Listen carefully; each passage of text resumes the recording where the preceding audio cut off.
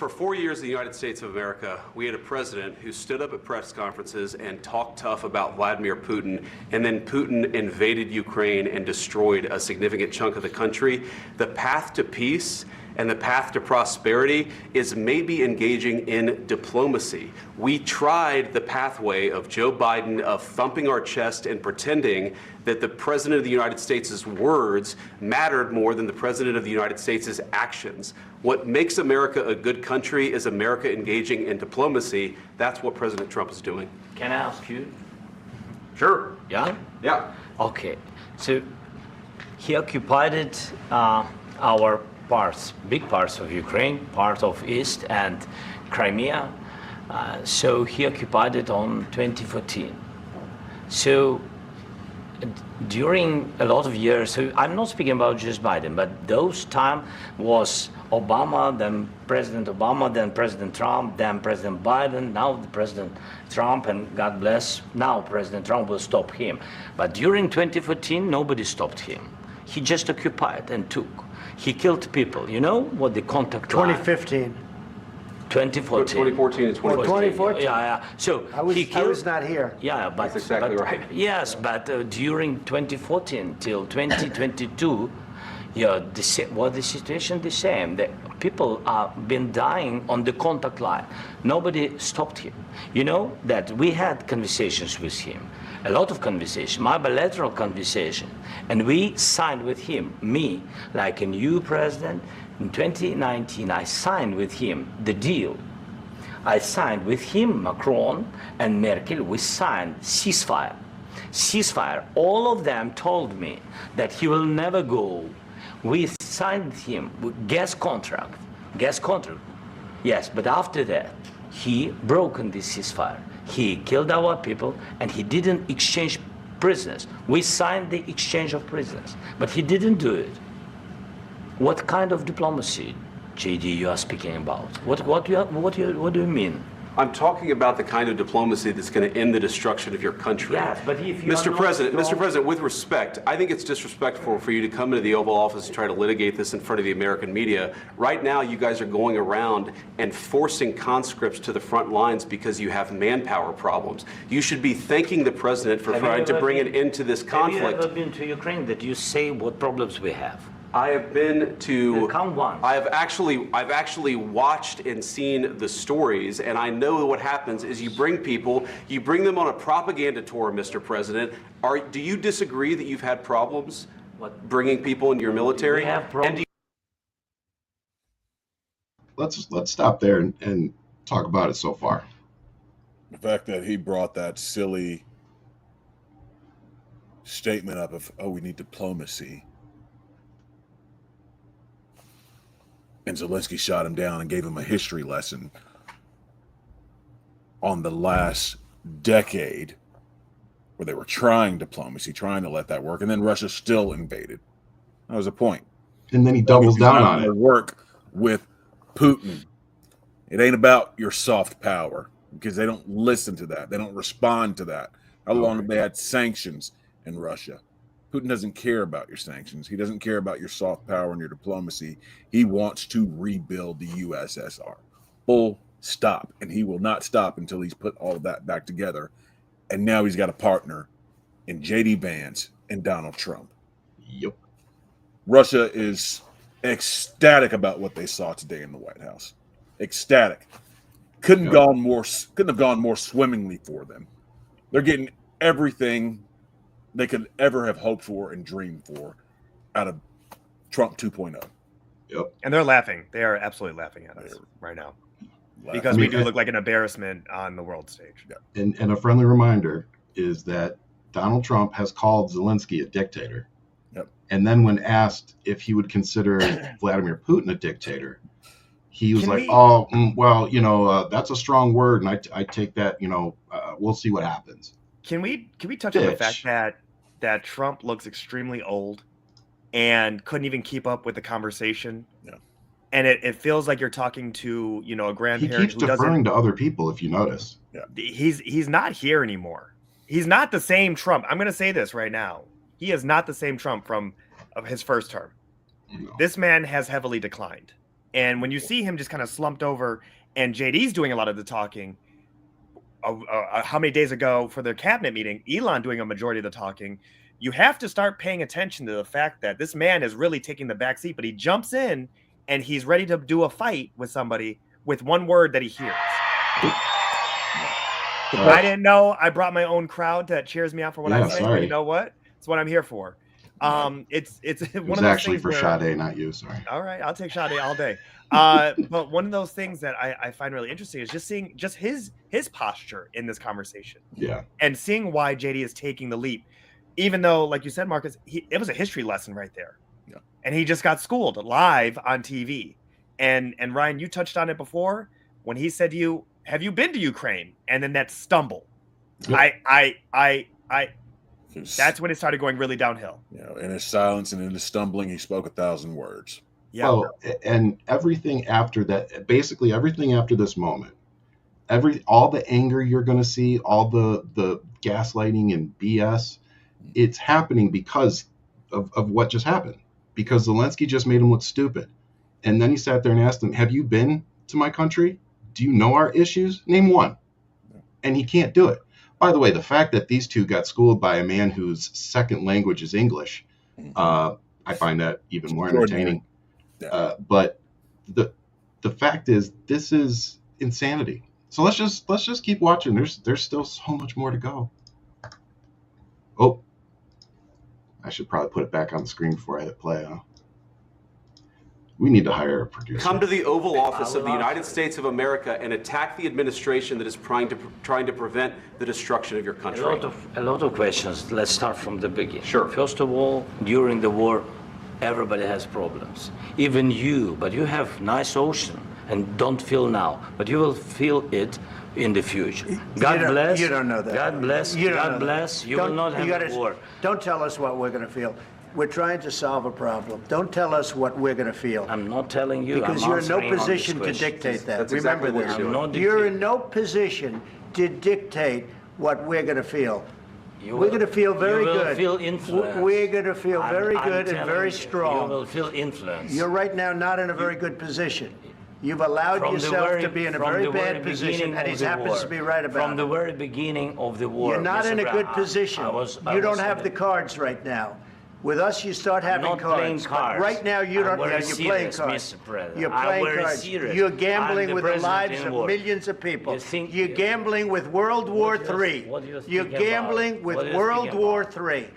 And You- what you're doing is very disrespectful to the country, this country. I'm That's with back all to respect to you. your Far country. more than a lot of people said very they respect. should have. Have you said thank you once this A lot entire of meeting? times. No, in this Even entire meeting, today. have you said thank Even you? today. You went to Pennsylvania and campaigned for the I mean, come on, guys.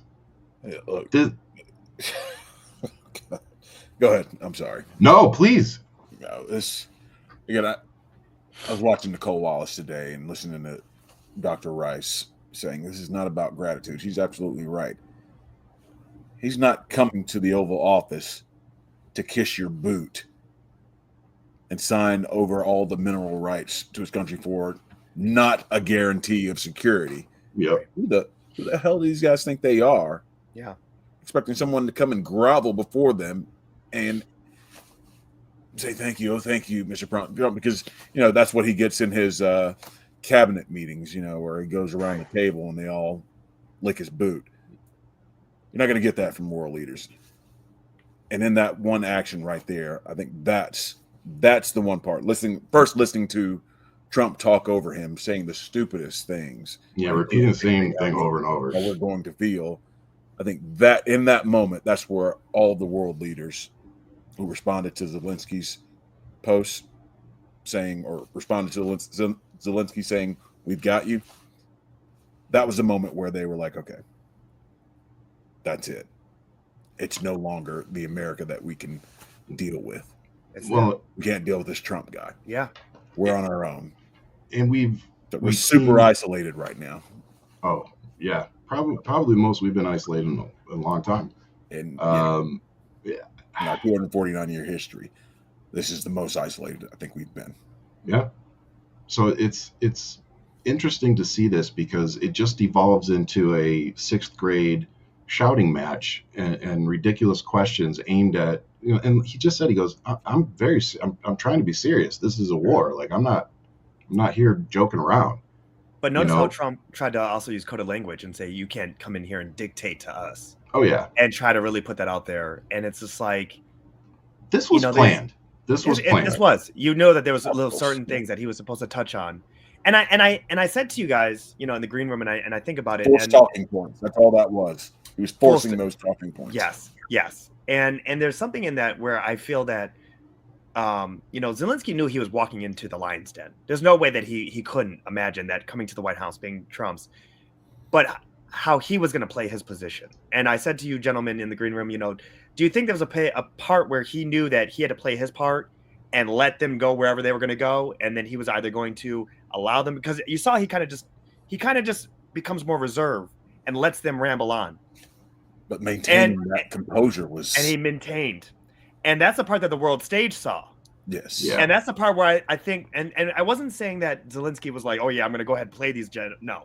I think he was more so like, I understand what's at stake here. Yes, he is a battle-torn president. He is the George Washington of Ukraine. Let's be fucking serious right now. He is really trying to fight for that independence. And when you're looking at what he's doing, at least Churchill, definitely Churchill. Okay, Churchill. We'll go. We won't go that far back. So yes, Churchill. Fine.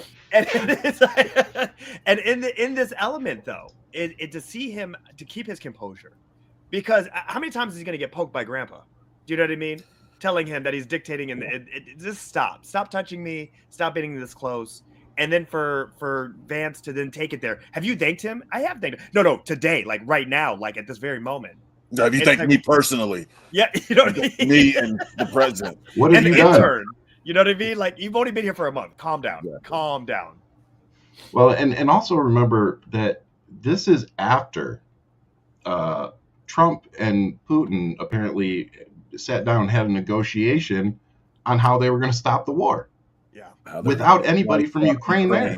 How they were going to slice up Ukraine, take the minerals, and let Putin continue his roll on.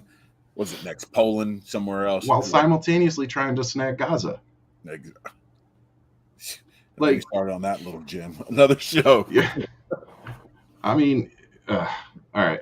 Let's continue. Like I said, we still got time. Opposition in October offer some words of appreciation for the United States of America and the president who's trying to save your country. Please, you think that if you will speak very loudly about the war, He's not speaking loudly. He's not speaking loudly. Your country is in big trouble. Can I Wait a answer? minute. No. You've done a lot of talking. Your country is in big trouble. I know. You're not winning. You're not winning this. You have a damn good chance of coming out okay because of us. Mr. President, we are staying in our country, staying strong from the very beginning of the war. We've been alone, and we are thankful. I said thanks you haven't in been this alone. cabinet, you and haven't not been only alone. in this cabinet. We gave you, through this stupid president, $350 billion. You voted we gave for you your military equipment, and you men are brave, but they had to use our military. If you didn't have our military equipment, this war would have been over in 2 weeks. In 3 days, I heard it from Putin. In 3 days, this is something maybe new. Less. In 2 weeks, of course, yes. It's going to be a very hard thing to do business like this. I tell you, just say thank you. I said a lot of accept times that there are disagreements, and let's go litigate those disagreements rather than trying to fight it out in the American media when you're wrong. We know that you're wrong. But you see, I think it's good for the American people to see what's going on. I think it's very important. That's why I kept this going so long. You have to be thankful.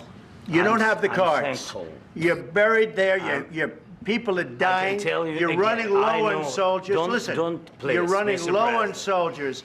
It would be a damn good thing. And then you tell us, I don't want a ceasefire. I don't want a ceasefire. I want to go, and I wanted this. Look, fucking child. If you could get a ceasefire right now, I tell you, you take it so the bullets stop flying and your men stop getting killed. Of course, we want to stop the war. But you're saying you don't want a ceasefire. But I said to you, I want a ceasefire. With guarantees. Because you'll get a ceasefire faster than an agreement. Ask our people about ceasefire, what they think. That wasn't with me. For you what that wasn't with me. That was with a guy named Biden who was not a smart person. That was with Obama. It was your president. Excuse me. That was with Obama, who gave you sheets, and I gave you javelins. Yes. I gave you the javelins to take out all those tanks. Obama gave you sheets. In fact, the statement is Obama gave sheets and Trump gave javelins.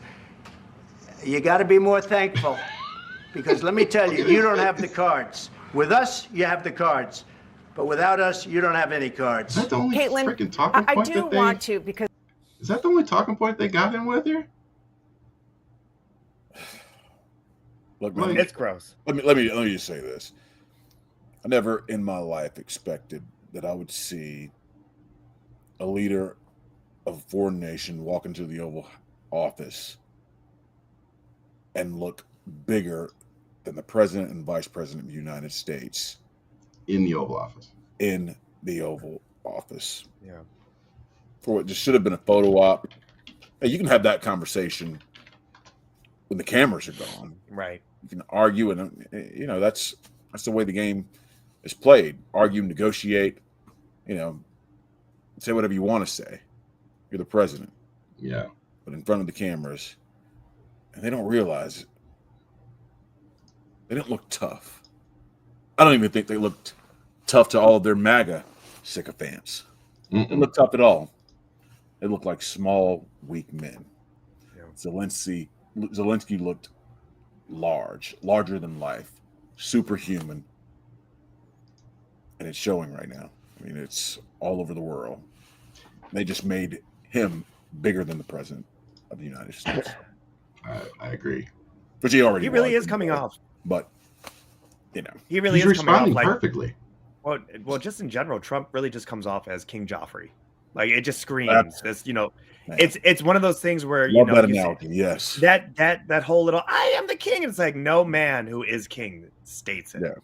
Yeah. I could end this right now. That no one needs to make that threat. Except Trump doesn't have a grandfather who's going to tell him anyone that needs to say that I'm the king is not truly a king. Right. Yeah, nothing but yes people around him doesn't help either. Yes